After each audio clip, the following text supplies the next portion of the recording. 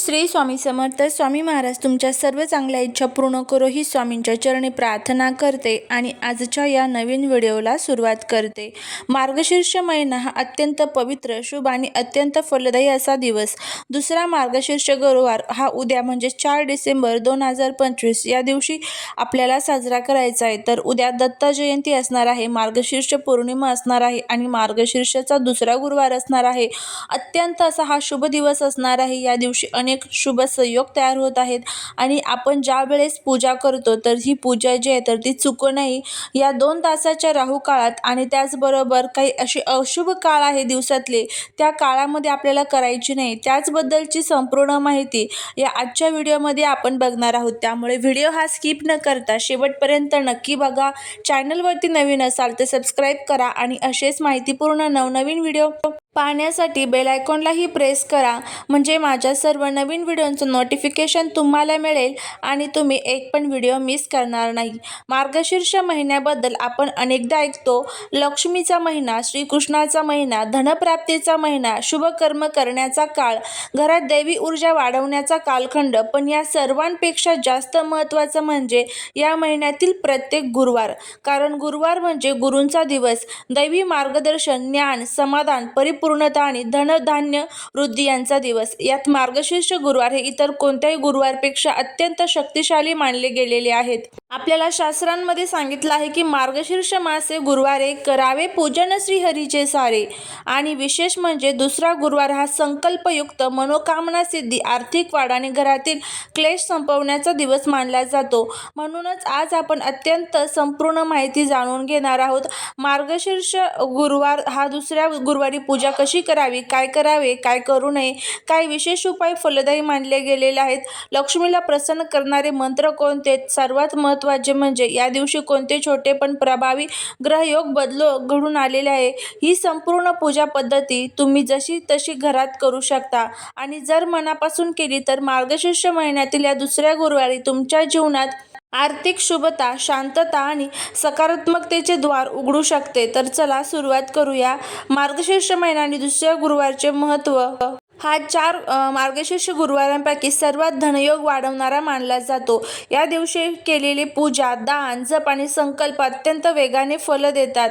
कारण या दिवशी खालीलपैकी काही गोष्टी ज्या आहेत त्या शुभ ठरत असतात. ज्यांचे पैशांबाबत अडथळे आहेत तर ते दूर होतात. व्यवसाय मंदीला आलेला आहे तर तो सर्व दूर होते. नोकरीत प्रमोशन मिळते. कोर्ट कचेरींचे कामे जे आहेत तर ते मार्गी लागतात. अडलेले पैसे परत मिळतात. घरामध्ये शांतता राहते. ज्येष्ठ लोकांचे आरोग्य कमजोर असेल तर ते सुधारते. नवविवाहित जोडपे सुखी राहावे यासाठी, मुलांच्या शिक्षणात यश यावे यासाठी आणि स्थिर धनप्राप्ती व्हावी याशिवाय गरिबांना अन्नदान किंवा वस्त्रदान केल्याने आयुष्यात अनेक प्रकारचे ग्रहदोष सुद्धा कमी होत असतात. दुसरा गुरुवार हा लक्ष्मी नारायण योग निर्माण करणारा आणि दिवस असल्याने या दिवशी केली जाणारी पूजा घरात समृद्धीचे मजबूत बीज रोवते. म्हणूनच आजची पद्धत प्रत्येकाने संपूर्ण जाणून घेऊया. तर या दिवशी तुम्हाला सकाळी लवकर उठायचं आहे. त्यानंतर आपल्याला स्वच्छ आंघोळ करून घ्यायचे आहे. त्यानंतर आंघोळीच्या पाण्यामध्ये थोडीशी हळद टाकून त्यानंतर आंघोळ करायची आहे. उद्या गुरुवार असणार आहे त्यामुळे आपण फरशी जी आहे तर ती पुसत नाही आणि महिला ज्या आहेत तर त्या केस धुवत नाही. त्यामुळे बुधवारीच आपली फरशी जी आहे तर ती व्यवस्थितपणे स्वच्छ पुसून घ्यावी. त्यानंतर व्यवस्थितपणे आपले केस जे आहे तर ते बुधवारीच आपल्याला धुवायचे असतात. त्यानंतर गुरुवारी सकाळी उठल्यानंतर जर 16 शृंगार करणं शक्य असेल तर ते करावं. त्यानंतर आपल्याला पूजा मांडणी करायची असते. पूजा मांडणी करण्यासाठी एक पाट घ्यावा. पाटावरती थोड्याशा अक्षता ठेवाव्यात. एक दीप प्रज्वलित करून घ्यावा. दिव्याला हळदी कुंकू अक्षता वाहावे. त्यानंतर एक कलश घ्यावा. कलशामध्ये पाणी भरावं. त्यामध्ये तुम्हाला हळद, कुंकू, सुपारी, 1 रुपयाचं एक नाणं, एक हळकुंड तुम्हाला टाकायचं असतं. त्यावरती 5 विड्याची पानं किंवा आंब्याची पानं ठेवावी. जो पहिल्या गुरुवारचा नारळ होता तर तोच त्या कलशावरती ठेवावा. 4ही गुरुवार एकच नारळ आपल्याला ठेवायचं असतो. त्यानंतर पूजेच्या समोर आपल्याला गणपती बाप्पांची स्थापना करायची. अक्षदांवरती गणपती बाप्पांच्या शेजारी तुम्हाला लक्ष्मी मातेची मूर्ती तुमच्याकडे असेल तर त्यांची स्थापना करावी. मूर्तीच्या शेजारी बाळकृष्णाच्या मूर्तीची स्थापना करायची असते आणि शंख घंटी जी आहे तर त्याचीही स्थापना पूजेमध्ये करावी. अशा पद्धतीने आपल्याला पूजा मांडणी जी आहे तर ती करून घ्यायची आहे. सर्वात प्रथम आता आपण पहिल्यांदा संकल्प पहिल्या गुरुवारी केलेला असतो, त्यामुळे परत परत संकल्प करायची गरज नाही आहे.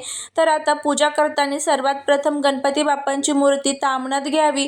गणपती बाप्पांच्या मूर्तीवरती अभिषेक करावा, स्वच्छ पुसून जागेवरती ठेवावा, हळदी कुंकू अक्षता नैवेद्य अर्पण करावा. त्यानंतर लक्ष्मी देवीची मूर्ती तामणात घ्यावी. लक्ष्मी देवीच्या मूर्तीवर श्री सुक्ताने अभिषेक करावा, हळदी कुंकू अक्षता अर्पण करायच्या आहेत. मूर्ती व्यवस्थितपणे स्वच्छ पुसून परत जागेवरती ठेवावी.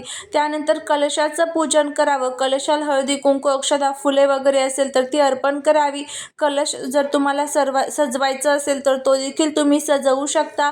त्यानंतर बाळकृष्णाच्या मूर्तीवरती सुद्धा तुम्हाला अभिषेक करायचा आहे. या दिवशी दत्त महाराजांची सेवा आवर्जून करावी. घरामध्ये तुम्हाला या दिवशी श्रीसूक्त, लक्ष्मी गायत्री मंत्र, विष्णू गायत्री मंत्र, दत्त भावनी या सर्व स्तोत्रांचं आणि मंत्रांचं पठण करायचं आहे. अशा पद्धतीने आपल्याला आपली पूजा जी आहे तर ती करून घ्यायची आहे. नैवेद्य अर्पण करायचं आहे.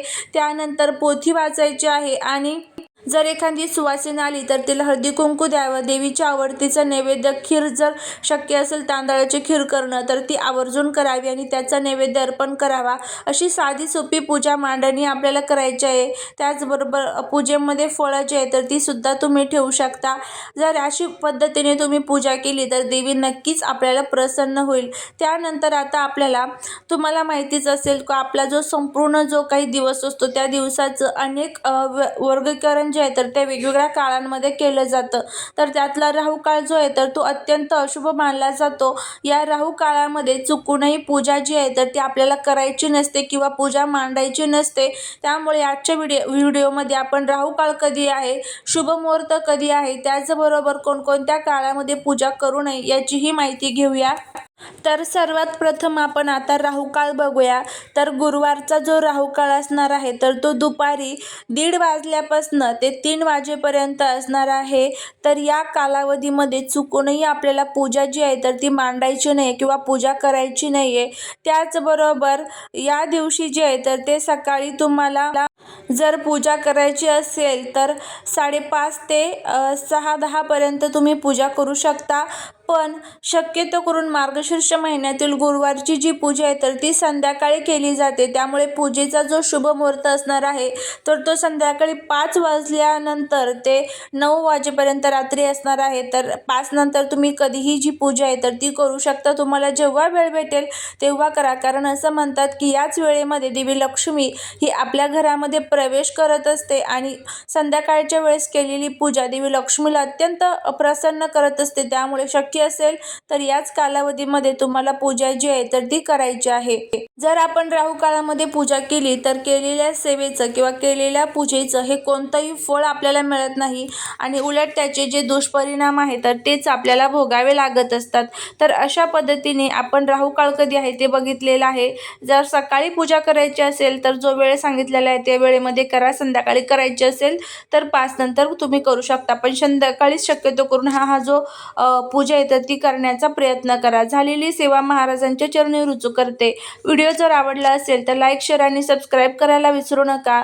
भेटूया पुढच्या एका छानशा नवीन व्हिडिओत एका नवीन माहितीसोबत. श्री स्वामी समर्थ.